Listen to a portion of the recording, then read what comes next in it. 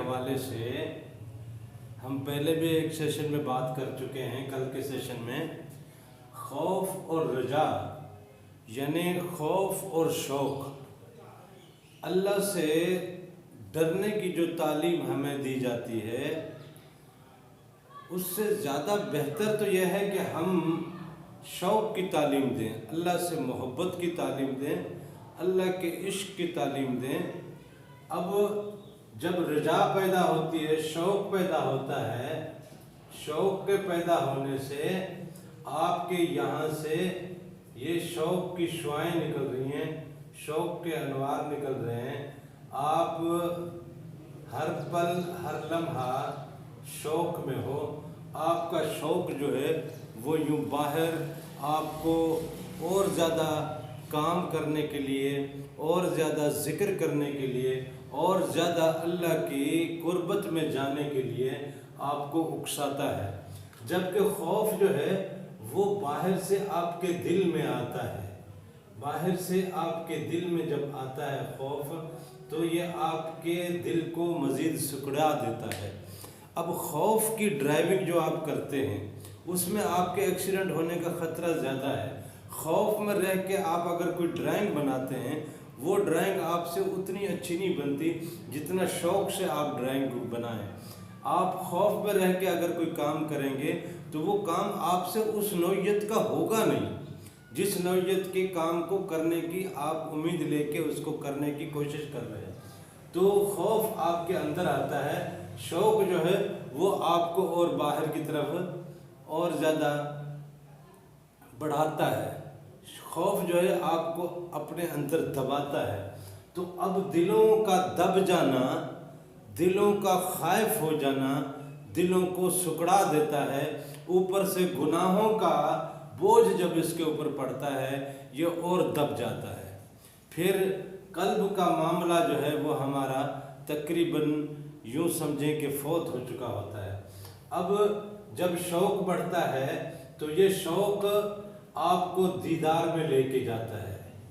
شوق آپ کو دیدار میں لے کے جاتا ہے، ٹھیک ہے، اور خوف آپ کو پردے میں لے کے جاتا ہے۔ خوف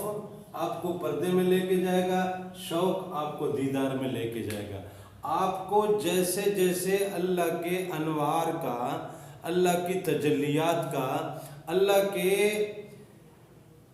رنگوں کا جیسے جیسے آپ کو دیدار ملے گا،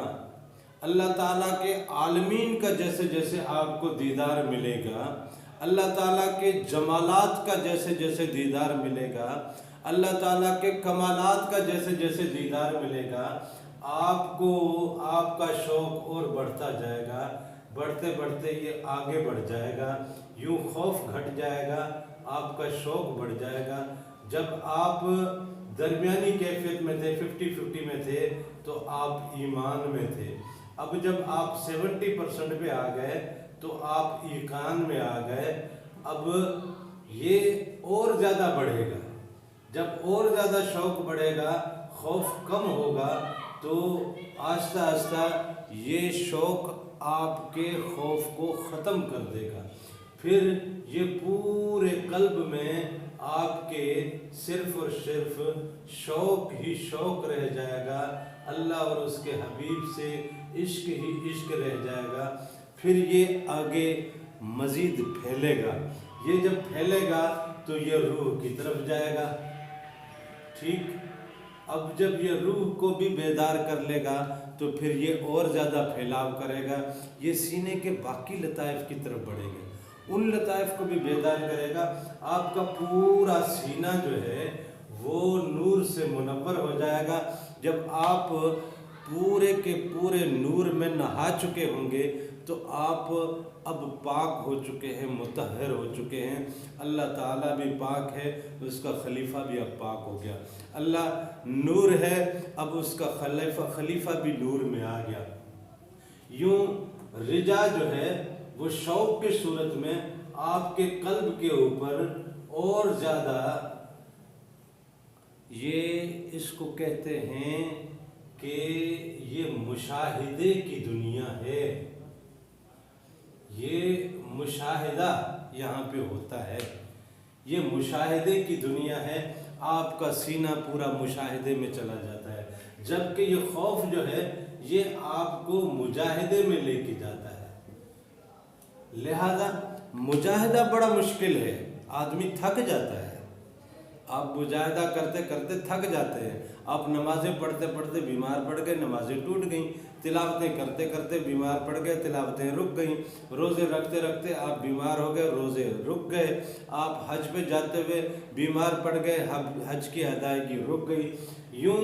آپ کی نیکیاں رک جاتی ہیں جب آپ خوف میں نیکی کرنے لگتے ہیں، لیکن جب شوق میں کرنے لگتے ہیں تو یہ آپ کو اور زیادہ اس کے قریب لے کے جاتا ہے، اور زیادہ آپ کو اللہ اور اس کے انوار میں غوطہ زن ہونے کا موقع دیتا ہے۔ یوں آپ کا پورا سینہ جب منور ہو گیا تو آپ کی پوری ذات نور میں نہا گئی۔ اب یہ نور اللہ کے نور میں تحلیل ہو جاتا ہے، اور پھر بندہ ہر پل ہر لمحے اللہ کے دیدار میں رہنے لگتا ہے، اللہ کے انوار میں رہنے لگتا ہے، اللہ کی ذات میں رہنے لگتا ہے۔ اللہ کی ذات تو ہمارے اندر ہے، لیکن ہم اللہ کی ذات میں تحلیل نہیں ہو پا رہے۔ ہم تو دنیا میں تحلیل ہیں، ہم دنیا میں غرق ہیں، ہم دنیا میں لگے ہوئے ہیں، دنیا کی ضرورتوں میں لگے ہوئے ہیں۔ دنیا کی تمام تر دوڑ دھوپ نے ہمیں تھکا کے رکھا ہے۔ اسی لیے حدیث قدسی بھی ہے نا کہ ایک تیری چاہت ہے، ایک میری چاہت ہے، ہوگا وہی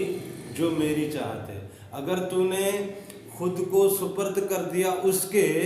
جو میری چاہت ہے تو میں تجھے وہ بھی دوں گا جو تیری چاہت ہے۔ اب جب آپ اللہ میں تحلیل ہو گئے، اللہ کے انوار میں تحلیل ہو گئے،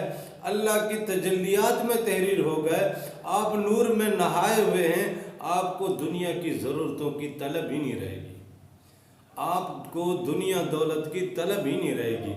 آپ کو دنیا کا شوق نہیں رہے گا، دنیا سے بے رغبتی ہو جائے گی، دنیا میں آپ گھٹن محسوس کرنے لگو گے، آپ کہو گے میری روح قبض ہو، میں یہاں سے پرواز کروں اور بس ہمیشہ ہمیشہ کے لیے اللہ کے انوار میں اور اس کی جمالیاتی صفات میں، اس کے الوان میں، اس کے رنگوں میں تحلیل ہو کے رہ جاؤں۔ میں اس دنیا میں کیوں ہوں؟ اسی لیے حضور پاک صلی اللہ علیہ وسلم نے فرمایا کہ الدنیا سجن المومن، دنیا مومن کے لیے قید خانہ ہے۔ یہ قید خانہ تب ہے جب آپ پورا نور میں نہا چکے ہوں گے تب، لیکن اگر آپ کے اندر نور نہیں ہے تو دنیا آپ کو لذیذ لگے گی، دنیا آپ کو اچھی لگے گی، دنیا کی نعمتیں اچھی لگیں گی، دنیا کی رونقیں اچھی لگیں گی، دنیا کی تمام ضروریات میں آپ محو رہیں گے، آپ کو دنیا ہی سب سے زیادہ عزیز رہے گی۔ لہذا جب آپ کے اندر نور بھر گیا تو آپ کا اور مزید شوق بڑھے گا کہ اب میں اللہ کے الوان میں سے نکل کے، انوار میں سے نکل کے اللہ کی ذات میں تحلیل ہو جاؤں۔ پھر جب یہ شوق آپ کو، آپ کی کیپیسٹی، جب جمالیاتی کیپیسٹی آپ کی ڈیولپ ہو جاتی ہے تو آپ کے اندر کمالیاتی صفات آ کے ڈیرا بساتی ہیں۔ پھر کمالیاتی انرجی بھی جب آپ کے اندر ڈیولپ ہو جاتی ہے، آپ کا ٹرانسفارمر اور زیادہ پاور میں آ جاتا ہے، تو اللہ کے جلال کی جو انرجی ہے وہ بھی آپ کی ذات میں آنے لگتی ہے۔ پھر آپ کسی کی طرف ایک آنکھ بھی اٹھا کے دیکھ لیں تو اگر کسی کو ختم کرنے کی نیت سے دیکھیں تو وہ فنا ہو جائے گا، وہ تباہ ہو جائے گا، وہ برباد ہو جائے گا، اور اگر کسی کو آباد کرنے کی نظر سے دیکھیں تو وہ مومن ہو جائے گا، وہ اللہ اور اس کے رسول کے